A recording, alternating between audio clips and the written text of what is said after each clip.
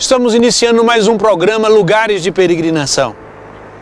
Hoje nós estamos aqui em Ávila, uma cidade espanhola, uma cidade com uma riqueza extraordinária histórica. E nessa cidade nasceu Santa Teresa de Jesus. Essa cidade é tão ligada à vida de Teresa, que o seu nome também é conhecido como Santa Teresa de Ávila. E eu convido a você para que durante este programa você possa, conhecendo a vida de Santa Teresa, fazer um caminho de descobrimento da vida interior e da vida de oração. Porque Teresa é a grande mestra de oração. Conhecer a Teresa é conhecer verdadeiramente um caminho de oração. As muralhas de Ávila são o grande símbolo dessa cidade. É uma das mais bem conservadas do continente europeu. Tem uma extensão de 2,5 km, com 88 torres dispostas a cada 20 metros, tornando Ávila uma cidade-fortaleza.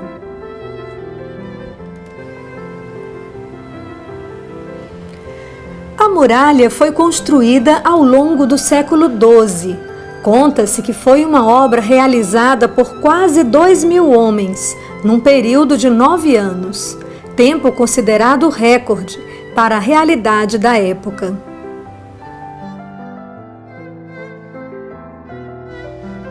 Independente do tempo que foi necessário para construí-la, a muralha é algo impressionante.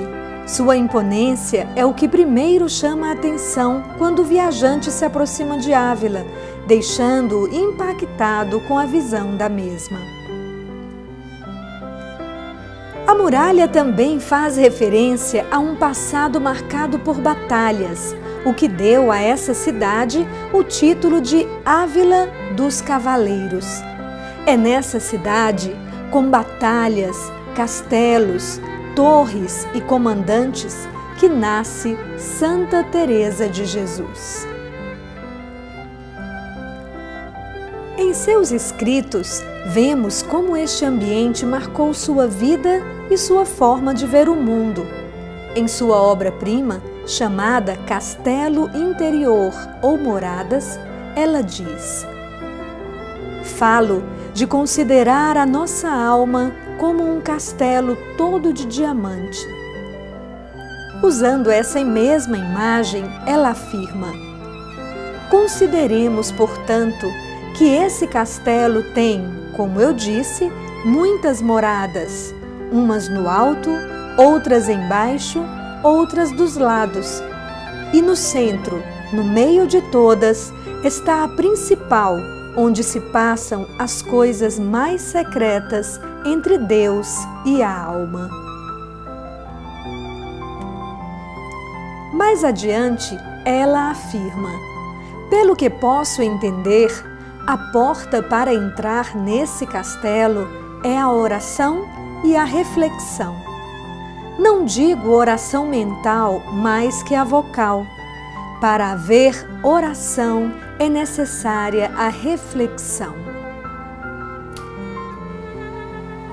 Em várias outras passagens de suas grandes obras literárias, além do livro Castelo Interior, o livro da vida, Caminho de Perfeição e Fundações, muitas vezes essa realidade de batalhas e capitães aparecem.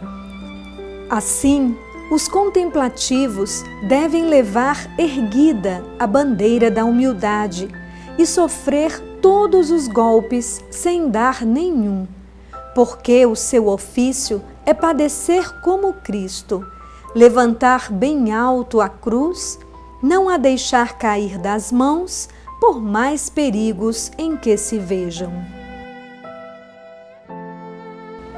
Não devem eles dar mostras de fraqueza no sofrimento, pois para suportá-lo receberam esse honroso ofício. Eles devem ver o que fazem, porque se largar a bandeira, perdida está a batalha.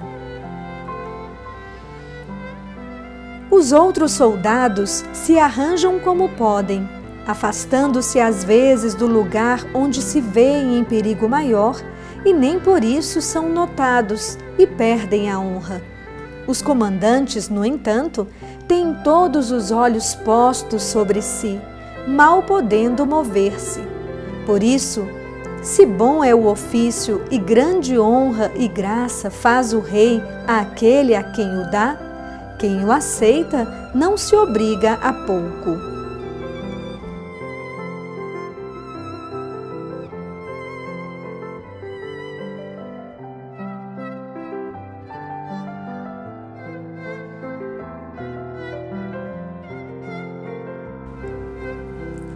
A Catedral de Ávila é considerada a primeira catedral gótica da Espanha. Tem uma particularidade: suas paredes de trás fazem parte das muralhas da cidade.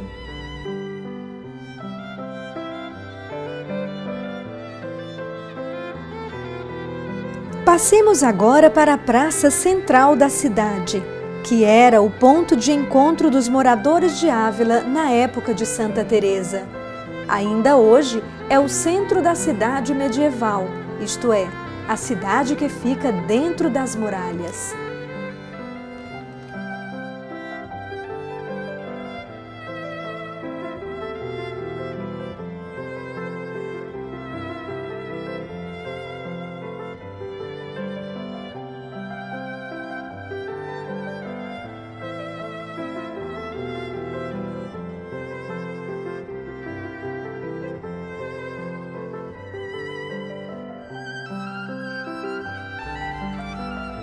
Depois de passar pela praça central da cidade, o peregrino chega ao convento da igreja de Santa Teresa, que foi construído no local onde era a casa dos pais da santa. O pai de Teresa chamava-se Dom Afonso Sanches de Cepeda. Nasceu em Toledo, mas viveu a maior parte de sua vida em Ávila. Casou-se 2 vezes. E Teresa é filha do segundo casamento de seu pai com Beatriz de Almada.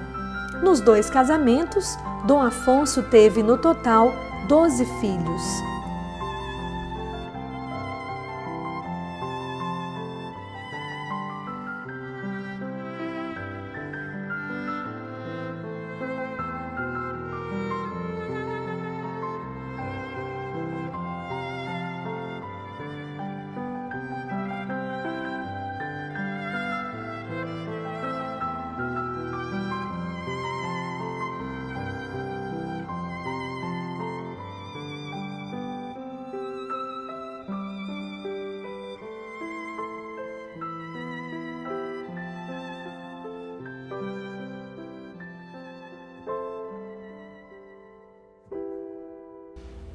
Ao entrar na igreja, o peregrino vê um estilo fortemente marcado pelo barroco.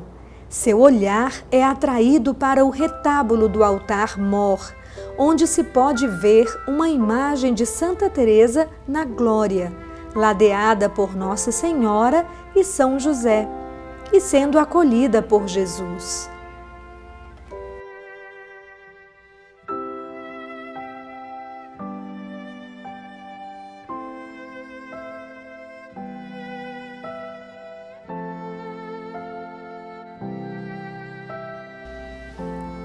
Podemos ver agora o local onde provavelmente estava o quarto onde nasceu Santa Teresa, decorado com o estilo da época.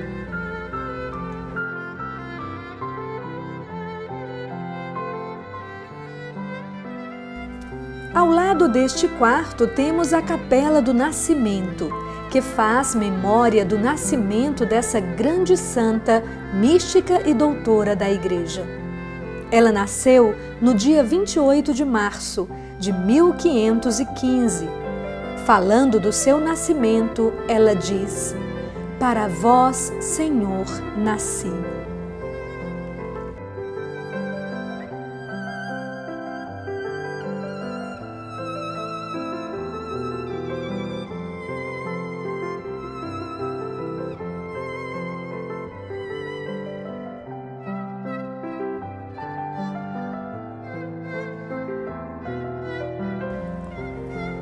Na parede desta pequena capela, vemos pintadas cenas da vida de Teresa, especialmente as grandes graças místicas recebidas ao longo de sua história.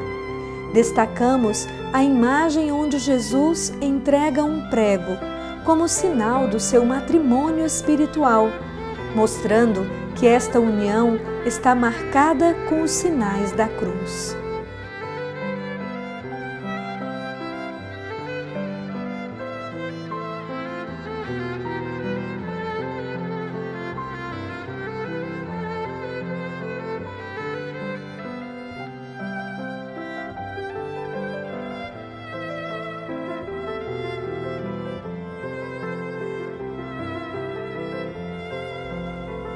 Agora podemos contemplar o Mosteiro da Encarnação, que com a entrada de Teresa em 1535 terá seu nome e história para sempre ligados a ela. O mosteiro fazia parte da Ordem Carmelita da Antiga Observância, que teve seu início com os eremitas, no Monte Carmelo, na Terra Santa. É nesse mosteiro que Deus vai realizar uma grande obra de conquista do coração de Teresa.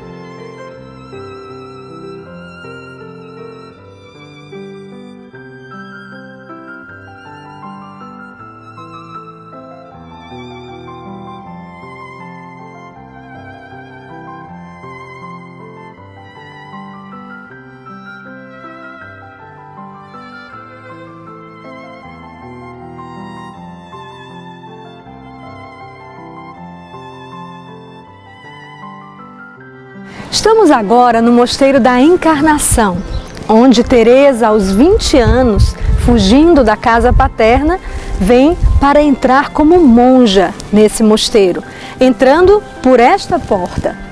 Teresa vive aqui durante 30 anos, a primeira vez como monja e depois ela volta em 1571 como priora deste mosteiro.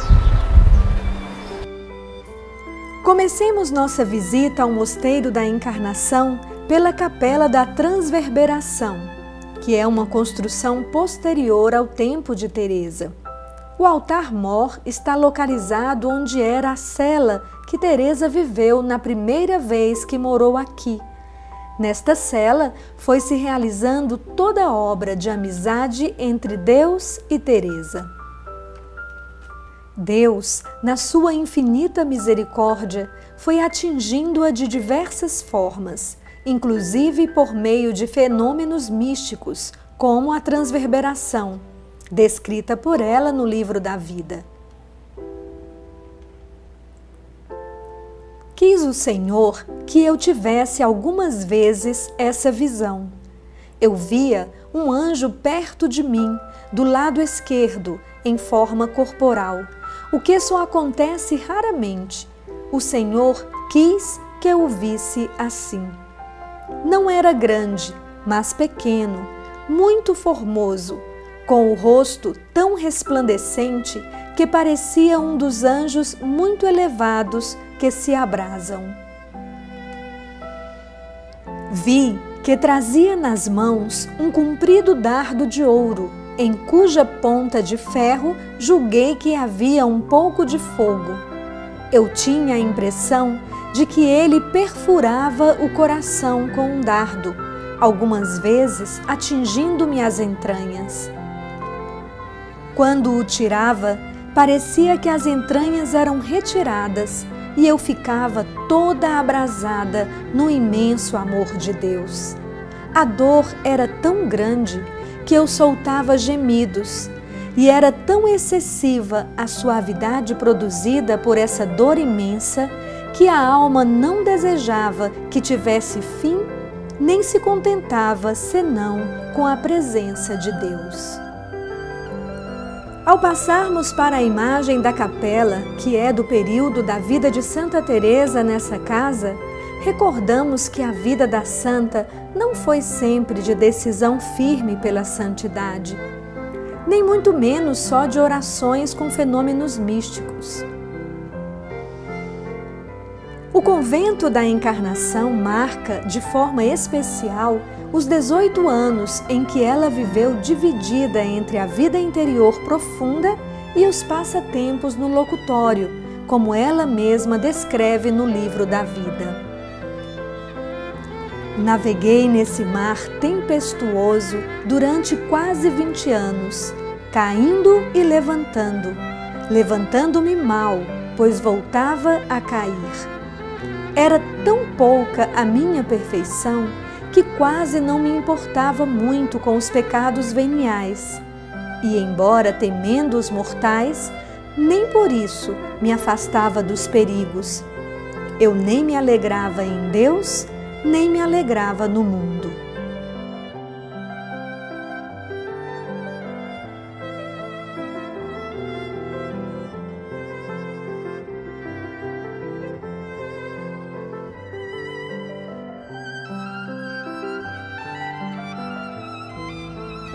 Nos contentamentos mundanos, era atormentada do que devia a Deus.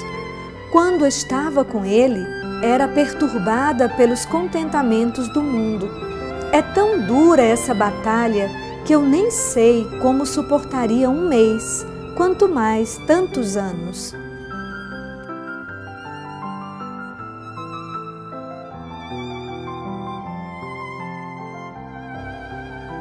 Na experiência desse período de bastante conflito, Santa Teresa dá um grande ensinamento para a vida de oração.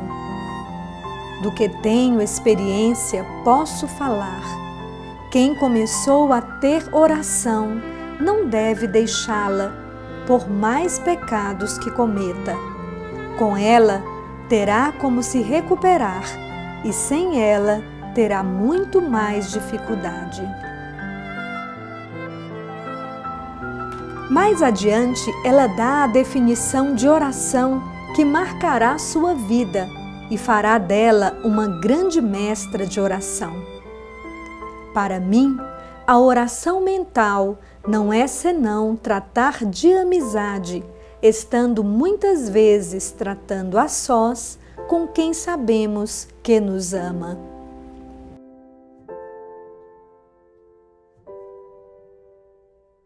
Ao entrarmos por essa porta, que Teresa entrou em 1535, convidamos você a percorrer a aventura desta grande andarilha e fundadora de conventos em toda a Espanha. Esta aventura, antes de ser externa, é uma aventura pelos caminhos interiores do coração, para lá encontrar-se com Deus. Hoje, nesse mosteiro, tem um museu com vários objetos ligados à vida de Teresa. Primeiro, o pano bordado por ela, a chave de sua cela,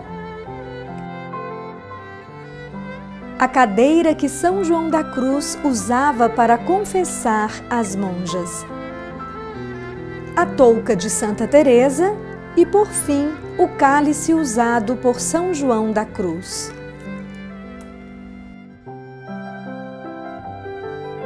Ela vivia num ambiente do Mosteiro da Encarnação. Muitas monjas. A vida de oração já não era tão fiel. A maneira de convivência também era trazida de fora. Se uma pessoa era nobre, tinha mais posses, ela trazia. Então tinha uma cela, né, um quarto maior, tinha regalias. As mais pobres tinham quartos menores e às vezes até passavam fome, as mais simples. Então Teresa olhou, observou, conviveu com tudo isso. E é claro, a graça de Deus começou aí a agir no coração de Teresa, na vida de Teresa. E foi aí que ela começou a ter essa experiência de Deus. E tendo essa experiência de Deus, quando uma pessoa tem a experiência de Deus, ela não consegue ficar parada. Ela experimenta algo tão bom, tão profundo, que depois ela quer compartilhar com outras pessoas. E foi o que aconteceu com Teresa. Ela fez uma experiência tão profunda da presença de Deus, deste Deus que caminha, deste Deus amizade, desse Deus que está aí conosco, que ela disse: quero criar um ambiente para que outras pessoas possam também viver esta experiência. Então foi aí que começou esta reforma. Então, a primeira coisa, ela queria conventos com poucas monjas. A princípio eram 12, a imitação do colégio apostólico. Para quê tão poucas monjas? Para que a convivência fosse mais próxima, para que uma pudesse conhecer melhor a outra. E, a partir daí, gerar um convívio mais profundo, onde, com a convivência com o outro, eu também me conheço melhor. E um ambiente de silêncio. Encarnação, muitas monjas. Difícil manter o silêncio. E poucas monjas, com uma vida mais simples, se podia manter um silêncio maior. E aí sim, nesse silêncio, uma maior intimidade com Deus. E essa intimidade com Deus, ela vai ter seus frutos. E os frutos vão se dar na convivência. Uma verdadeira e autêntica experiência com Deus transborda na vida.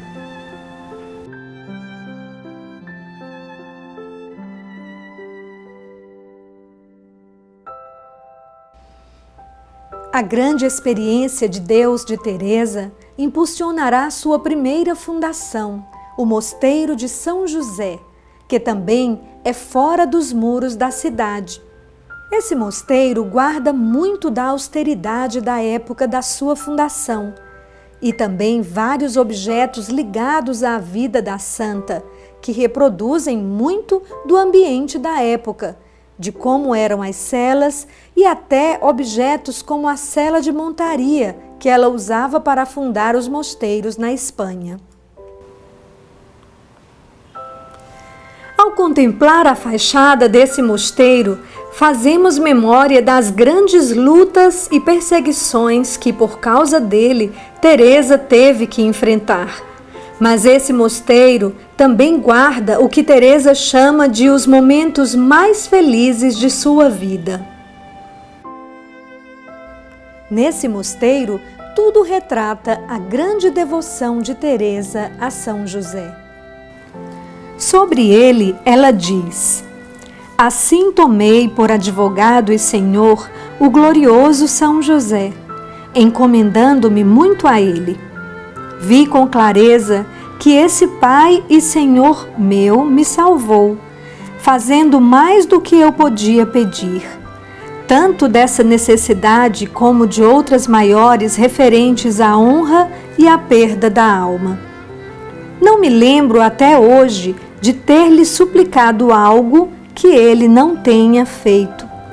Espantam-me muito os grandes favores que Deus me concedeu através desse bem-aventurado santo e os perigos, tanto do corpo como da alma, de que ele me livrou. Se a outros santos o Senhor parece ter concedido a graça de socorrer numa dada necessidade, a esse santo glorioso, a minha experiência mostra que Deus permite socorrer em todas, querendo dar a entender que São José, por ter-lhe sido submisso na terra, na qualidade de pai adotivo, tem no céu todos os seus pedidos atendidos. Nós estamos agora na capela primitiva do Mosteiro São José, primeiro mosteiro fundado por Santa Teresa d'Ávila. Aqui, no dia 24 de agosto de 1562, foi celebrada a primeira missa, as primeiras monjas receberam o hábito e foi entronizado o Santíssimo Sacramento. Nos anos em que Teresa viveu nesse mosteiro, foi sendo plasmada uma grande transformação. Ela percebe que a Igreja precisa de sua oração e missão e assim começa a mergulhar num caminho de santidade eclesial e missionária, através da fundação de novas casas, que não só reformaram o Carmelo, mas toda a igreja foi influenciada por esse grande processo que ela vivenciou. Estamos diante do convento de São José, na cidade de Medina del Campo. Este convento foi a segunda fundação de Santa Teresa, na data de 15 de agosto de 1567. Mas o que mais importante aconteceu dentro deste convento foi o encontro de Santa Teresa de Jesus com São João da Cruz. Nesse encontro, Teresa convida João da Cruz a fazer parte da reforma carmelitana, fundando o ramo masculino. Esse encontro terá uma grande consequência para o Carmelo, mas mais ainda para a Igreja e para a humanidade inteira. Como fruto desse encontro histórico, no dia 28 de novembro, em Duruelo, na Espanha, aconteceu a primeira fundação dos frades descalços.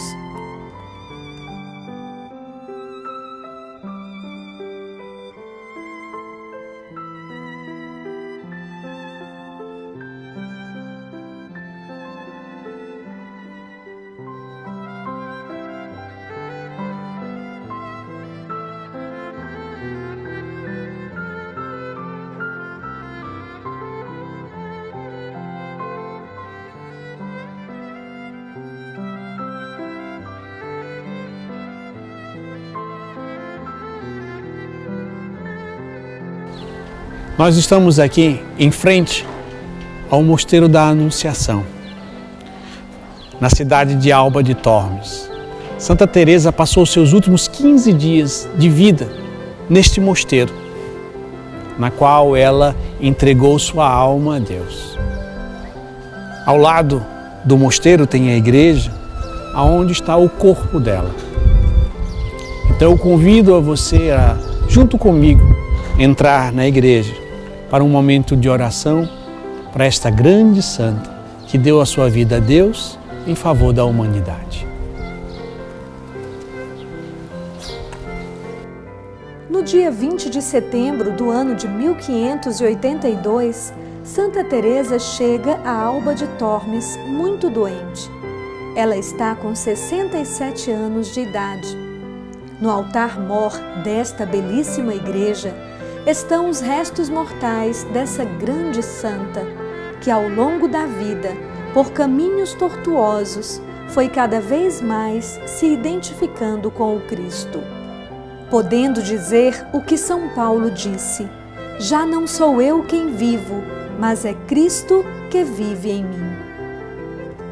Essa vida de união íntima e esponsal com Jesus deu muitos frutos, como ela mesma escreveu no livro Castelo Interior.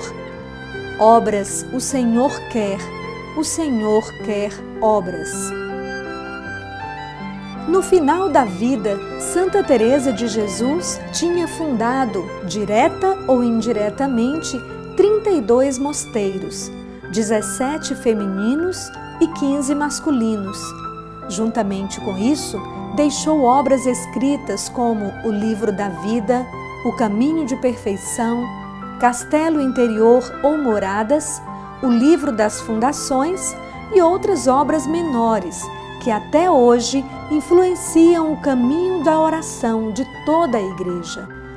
Teresa foi declarada doutora da Igreja pelo Papa Paulo VI em 1970, tornando-se a primeira mulher a receber esse título.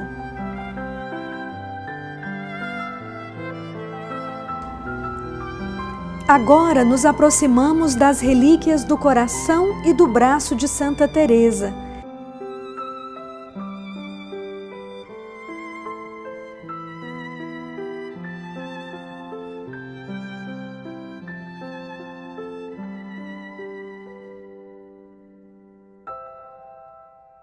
Por fim, contemplamos o local onde Santa Teresa entregou sua alma a Deus.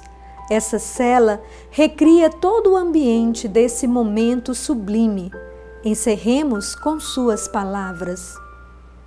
Meu Senhor, chegou a hora desejada, que traz a felicidade de ver-vos eternamente.